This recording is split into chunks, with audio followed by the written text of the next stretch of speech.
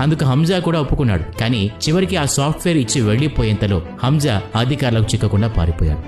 FBI వారనుకున్న జరగలేదు కానీ సగం సఫలమయ్యారు. వారు వెతుకుతున్న హ్యాకర్ రూపురేఖలు తెలిసారు. అతను ఎలా ఉంటాడో తెలుసుకున్నారు. అతని ఫోటోని ప్రపంచంలోని అన్ని పోలీస్ స్టేషన్లకు పంపించారు. అతని ఆచూకీ తెలిస్తే తెలపమని చెప్పారు.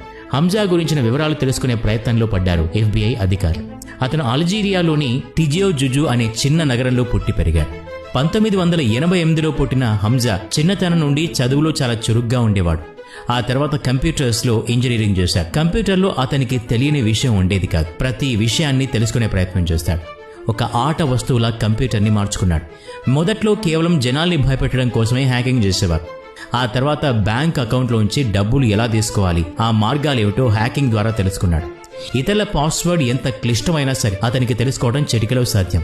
అతనిలాగే రష్యాలో మరొక హ్యాకర్ అలెగ్జాండర్ పనిన్ కూడా వయసులో చిన్నవాడే, కానీ హ్యాకింగ్లో దిట్ట.